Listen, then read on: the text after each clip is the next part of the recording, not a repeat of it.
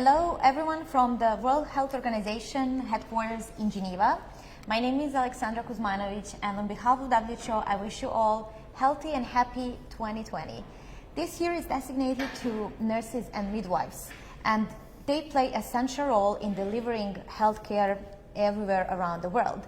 It's my great pleasure to introduce our Director for Health Workforce, Jim Campbell, who will tell us more about the roles nurses and midwives play in our lives and about the year-long campaign that I just mentioned. Hello, Jim. Alex, good afternoon to you. Good afternoon. Thank you for making time to be with us in this conversation.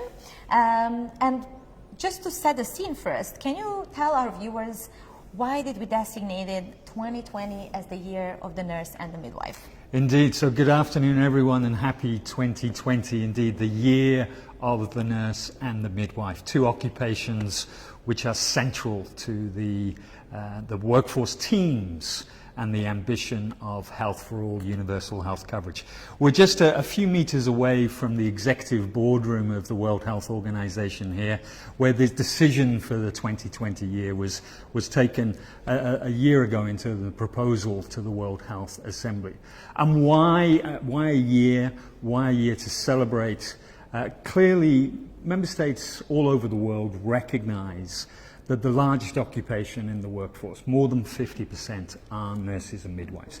Their roles extend across all the primary health care, community care systems, public health, health education, into the specialized roles in hospital and specialized services for end-of-life care.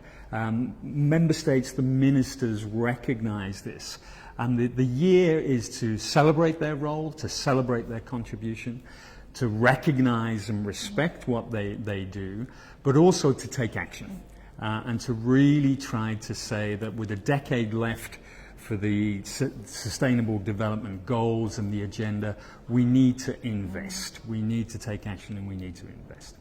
Thank you, Jim. I would also like to invite our viewers to ask their questions to you. If you have any question on roles that nurses and midwives play in our lives, but also how you can support this campaign, please leave your comment and Jim will respond to your question. Just to give some examples to our viewers on the roles that nurses and midwives play, they are often the first and sometimes the only point of contact we have when we go to a healthcare service in our community. So do you have any stories to share? Well, I think everybody knows a nurse or a midwife, not just those of us working in the profession of health, but families, often their interaction as they walk into a hospital or to an emergency room, as they walk into a pediatrics, as they walk into a primary healthcare center, it is the nurse or the midwife that they're engaging with as part of those teams of professionals. In our communities, it is the largest occupation around the world. More than 50% of the global health workforce are nurses and midwives.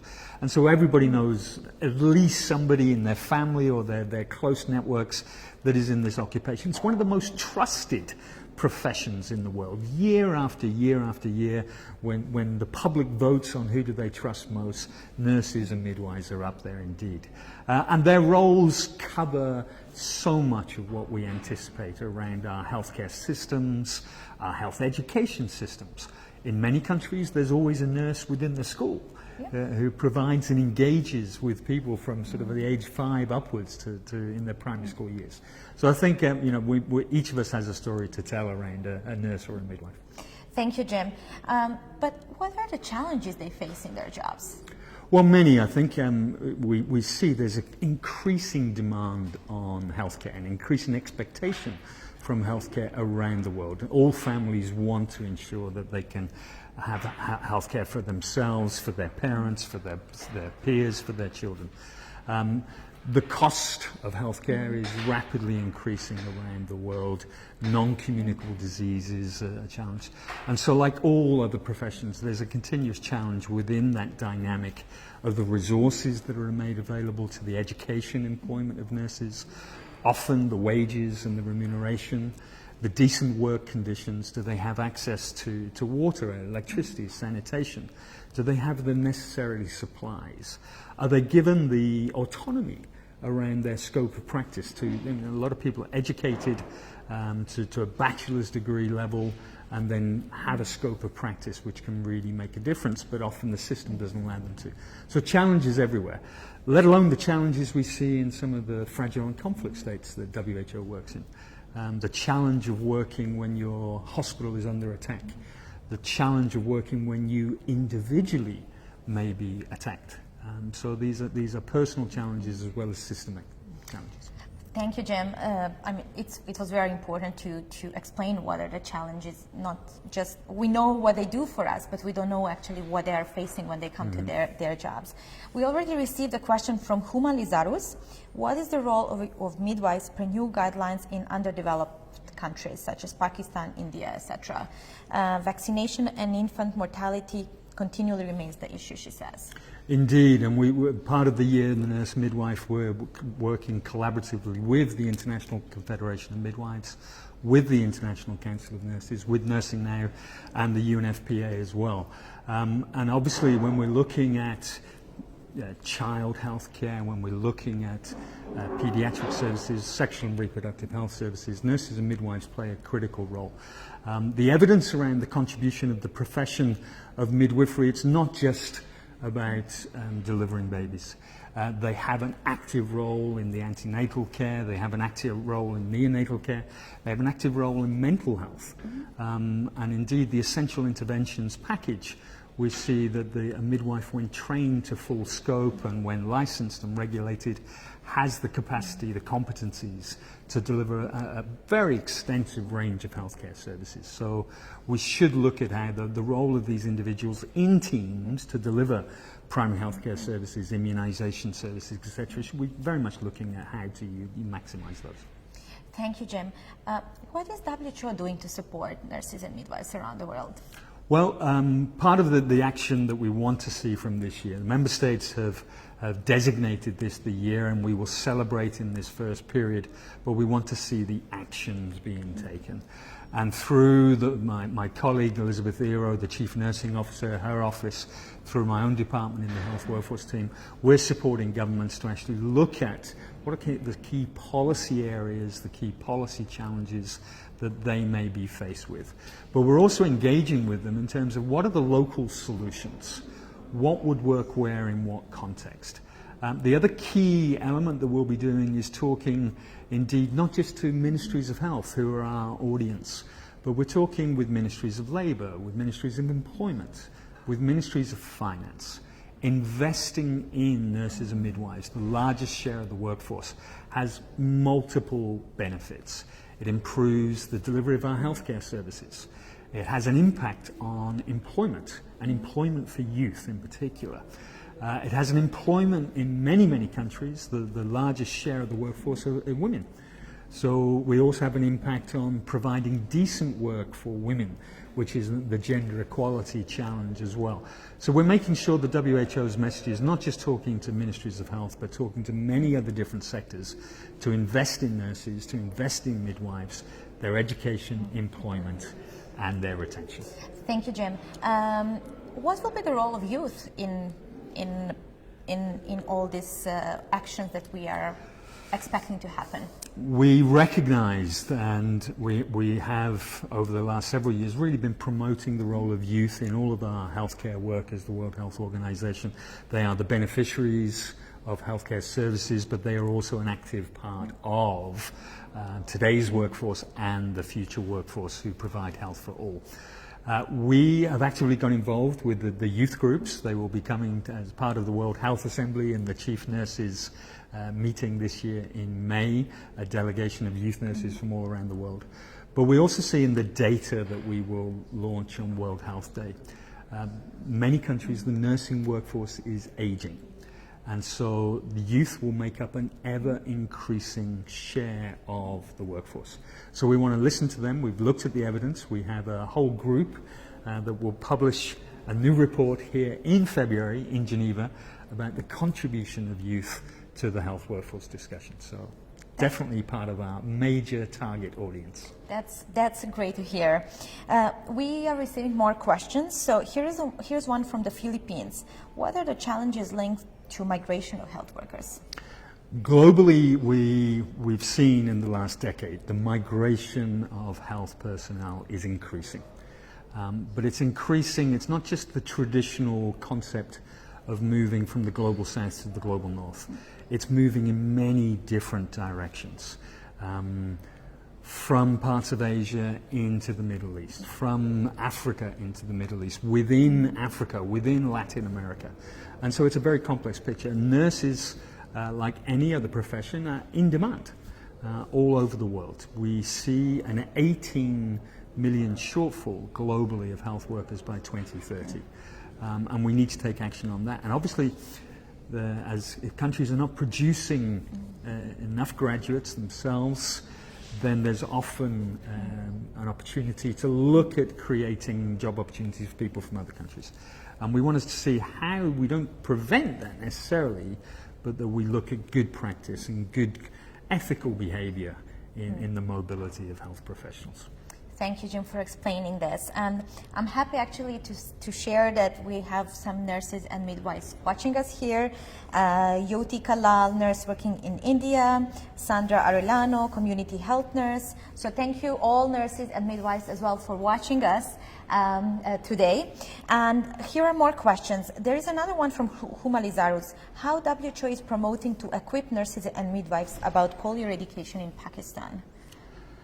Well, in fact, our Director General met with Imran Khan just last month, and the topic of conversation was polio and how to look at that as part of the other healthcare systems. And we're watching very much and supporting the ministry in some of those challenges.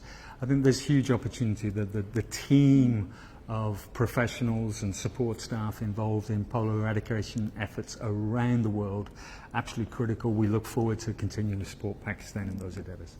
Thank you very much. Here is a question from Yemen. Many women in Yemen die due to childbirth and lack of interest in nursing. How would you describe the situation in conflict zones? Indeed, I mean, we see maternal mortality and newborn mortality around the world has made huge progress over the last decade, but there are particular challenges still in fragile conflict and vulnerable states, those who are experiencing war at the moment around the world. We need to ensure that communities have the opportunity to engage with the healthcare teams, the role of nurses and midwives, the role of family practitioners, the role of specialist workforce occupations. They're absolutely critical. We need to support them and ensure that the workers are protected, then they're not subject to attacks and not subject to violence. That communities feel that they can engage with the healthcare service and not be subject to any pressures there. So yes, whilst we've seen global progress, we do recognize that in maybe 10 to 20 countries we have particular challenges still. Thank you, Jim. We have Francis Rose saying that nursing shortage is very alarming in both third world and developed countries. Can WHO do something to solve this issue? What I think we can do, and we will do this year as part of the Year of the Nurse Midwife, we'll put the evidence of what works where in what country on the table. We believe that unless there is global concerted action around investing in education, investing in employment, investing in decent work, we will see this continuous shortage.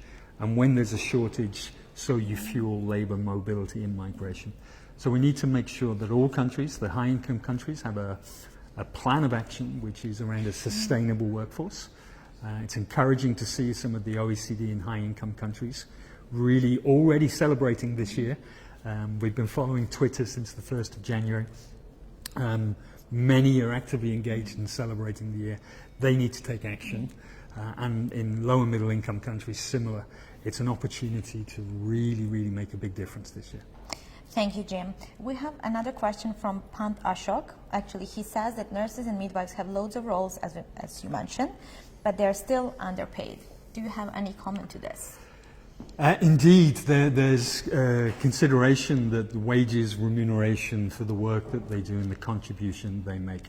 We've looked at the evidence over the last year as part of the work for the World Health Day report. and we will be producing that evidence. In some countries, clearly the challenge around decent work and a living wage has to be considered as part of a broader workforce plan, as part of a broader health systems plan. But we do, a colleague of mine has just returned from a country visit where exactly that issue was the debate, whether or not wages and remuneration were appropriate given the local economy. Thank you, Jim. We have Marie-France asking, what was the process to decide on this being the year of the nurse and the midwife? The process, as I said, we're right next to the executive boardroom. The process started a couple of years ago with the work of Lord Nigel Crisp and Sheila Talao from the Nursing Now campaign. We got engaged, a number of member states and countries got involved, and the conversation really developed in the executive board, and the evidence overwhelming in terms of what we need to be taking further forward. It's a political process, it's a decision-making process, but it was a unanimous decision of the World Health Assembly to celebrate this year, and from that celebration to lead into the actions that we need to take. That's a great signal from our member states that they are really ready to make an action and to invest in nurses and midwives and in their working conditions. We are coming to an end of our conversation. How our viewers can support our campaign? Well, everybody can get involved, I think. We're looking for these actions, whether that's in a hospital, in your health facility, in your student university setting, in the professional associations, in the regulators, the youth participation. We can all celebrate and recognize and respect the role of nurses and midwives as part of the healthcare team. So each of us can take an action, which is just to make sure you recognize the next time you see a nurse and midwife, take that little, share some of the love. But beyond that, what action will be taken in the longer term? How do we make sure that our education systems produce the graduates for the workforce of the future are fit for purpose? How do we make sure that your government, your decision makers, your parliamentarians are really starting to see the value of this investment proposition? How do you get them to pass budgets? How do you get them to take action? We can each have a role to play, and every contribution through the collective work will give us the success we're hoping for by the end of the year. Thank you, Jim, and thank you everyone for watching us from UK, Nigeria, Philippines, South Africa, Pakistan, Italy, Yemen, Honduras, Netherlands, USA, Croatia, India, Australia, Canada, Uganda, Trinidad and Tobago, Guyana, Namibia, Egypt. If you would like to find more information how you can join the campaign on the Year of the Nurse and the Midwife, please visit our website at www.who.int. We are also at the moment having Open Film Festival, and one of the categories we are expecting to receive films about nurses and midwives. So if you're a filmmaker or if you already have a film story to share about nurses and midwives, please send it to us. You can find information on the website or follow the hashtag #FilmForAll. Until next time, again, we wish you a healthy and happy 2020 and the Year of the Nurse and Midwife. Goodbye. Goodbye.